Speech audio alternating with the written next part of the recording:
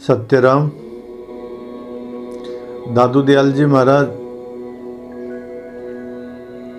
चरम दृष्टि, आत्मदृष्टि और ब्रह्म दृष्टि के बारे में बता रहे हैं। तो दादू जी महाराज कहते हैं, चरम दृष्टि देखे बहुत, आत्म दृष्टि एक, ब्रह्म दृष्टि पर चे भया, तब दादू बैठा देख। चरम दृष्टि देखे बहुत। प्राय संसार में जितने भी आदमी हैं वो सब चरम दृष्टि के ही हैं। इसको ऐसा समझो, एक बार राजा जनक के दरबार में अष्टावक्र जी गए। उनको देख करके जितने भी सभासद थे वो सारे हंसने लगे, अष्टावक्र जी भी हंसने लगे। तो राजा ने अष्टावक्र जी से पूछा कि महाराज आप क्यों हंसे? तो अष्टावक्र जी ने सभासदों से पूछा कि ये क्यों हंसे? राजा से पूछा कि ये क्यों हंसे? तो सभासदों ने कहा कि हम तुम्हारे शरीर को देख करके हमको हंसी आ गई। तो अष्टावक्र जी ने कहा कि राजन, मैंने तो ये सुना था कि तुम्हारी सभा के अंदर विद्वान लोग हैं, आत्मदर्शी लोग हैं। मुझे नहीं मालूम था कि तुम्हारी सभा के अंदर सब चमार ही चमार हैं।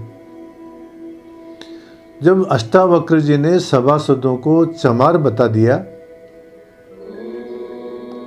तो सभासद भी नाराज हुए, राजा भी नाराज हुआ कि तुमने चमार कैसे कह दिया। तो अष्टावक्र जी कहते हैं कि चमार का मतलब क्या होता है?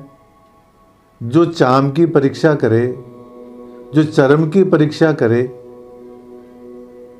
वो चमार। तो इन्होंने मेरे गुण को नहीं देखा, इन्होंने मेरे शरीर को देखा, मेरे रंग को देखा, मेरे रूप को देखा। तो जो चरम की परीक्षा करता है वो चमार। ठीक इसी प्रकार से महाराज सांसारिक लोग, हम लोग सब चरम दृष्टि के ही आदमी हैं। हम जब भी किसी आदमी को देखते हैं तो हमारी सबसे पहले दृष्टि यही जाती है कि ये गोरा है, काला है, कि मोटा है, पतला है, ठिगना है, कि लंबा है, स्वस्थ है कि अस्वस्थ है, स्वच्छ है कि अस्वच्छ है। हम केवल चर्म को ही देखते हैं। इसी बात को ध्यान में रख करके दादू जी महाराज कहते हैं, चरम दृष्टि देखे बहुत।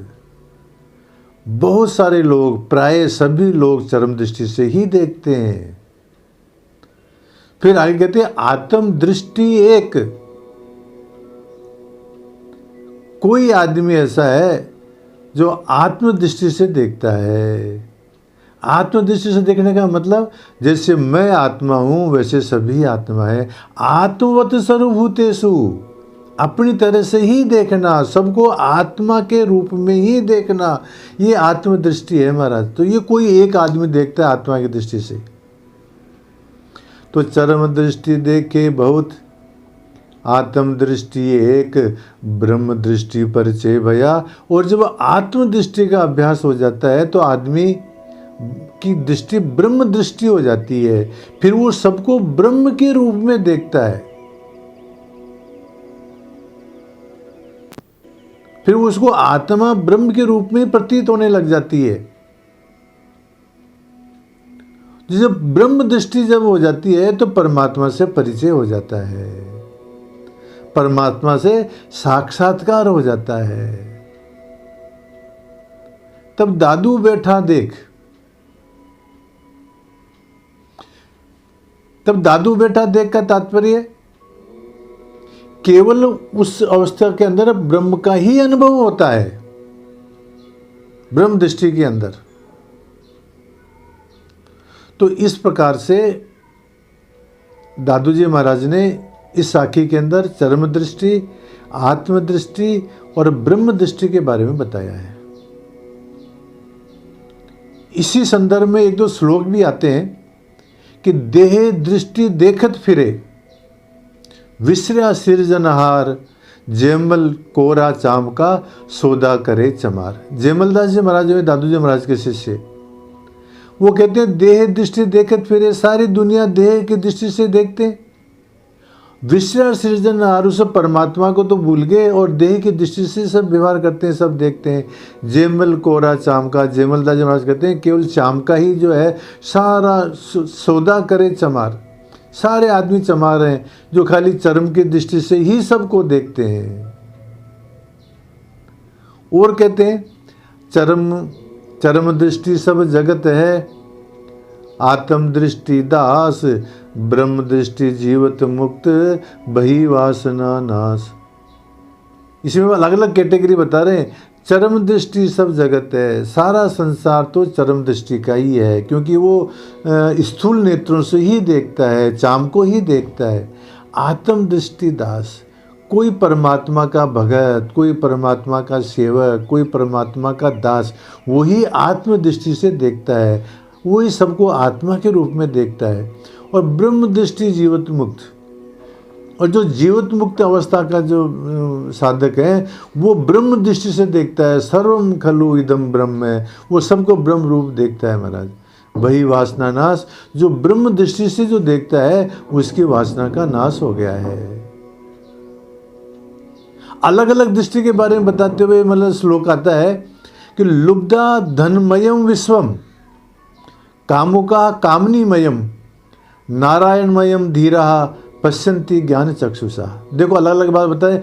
लुब्धा धनमयम विश्वम, जो लोभी आदमी है ना वो सारे संसार को धन के रूप में ही देखते हैं। कहने का तात्पर्य क्या है, उनकी दृष्टि धन पर ही रहती है कि किस प्रकार से इस वस्तु के माध्यम से, इस व्यक्ति के माध्यम से धन कमाया जा सकता है, हमारे को लाभ कैसे हो। इस दृष्टि से देखने वाले जो है मतलब लोभी लोग होते हैं वो धनमय देखते हैं सारे संसार को।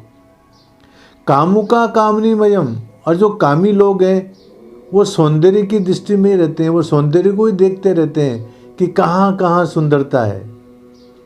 नारायणमयम धीरा, और धीरवान जो लोग हैं वो सारे संसार को नारायणमय ही देखते हैं, परमात्मा मय ही देखते हैं। पश्यन्ति ज्ञान चक्षुषा, वो अपने ज्ञान चक्षु के द्वारा सबको नारायण रूप ही देखते हैं, सबको सीताराममय दृष्टि से ही देखते हैं।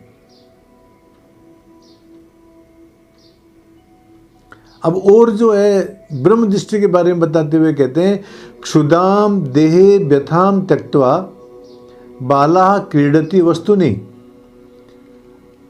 तथे विद्वान रमते निर्ममो निरहम सुखी।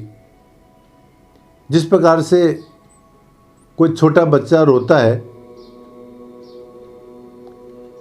तो उसको जो है माँ क्या करती है, कोई खिलौना पकड़ा देती है तो वो अपनी भूख को, अपने शरीर के दर्द को भूल जाता है खिलौने के चक्कर के अंदर, और वो खेलने लग जाता है।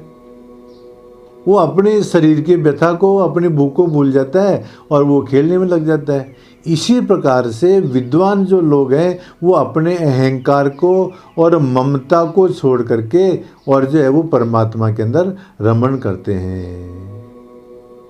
जिस प्रकार से बालक अपने क्षुधा को और दर्द को भूल करके और खेल के अंदर मस्त हो जाता है, इसी प्रकार से विद्वान लोग अपने अहंकार को और ममता को छोड़ करके परमात्मा के अंदर रमण करते हैं।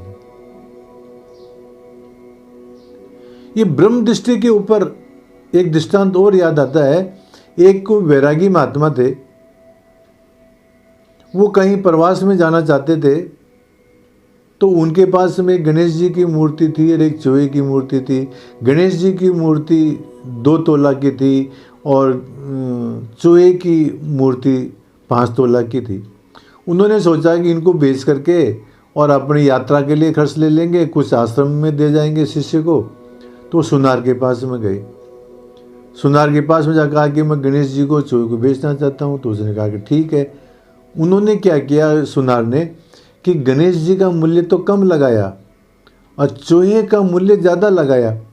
तो वैरागी कहता है, अरे गणेश जी तो मालिक हैं, ये चूहा तो उनकी सवारी है, तेरा दिमाग खराब हो गया। तू जो है गणेश जी का मूल्य कम लगा रहा है और चूहे का मूल्य ज़्यादा लगा रहा है। तो सुनार पता है क्या कहता है कि महाराज मेरी दृष्टि के अंदर गणेश गणेश नहीं है, चूहा चूहा नहीं है, मैं सोने का मूल्य लगा रहा हूँ। मैं गणेश और चूहे का मूल्य नहीं लगा रहा हूँ।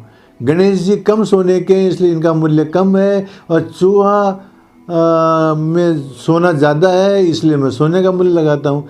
जिस प्रकार से सुनार गणेश और चूहे की दृष्टि से न नाप करके और सोने की दृष्टि से देखता है, इसी प्रकार से जो ब्रह्म दृष्टि वाला जो आदमी है वो सारे संसार को ब्रह्म में ही देखता है महाराज।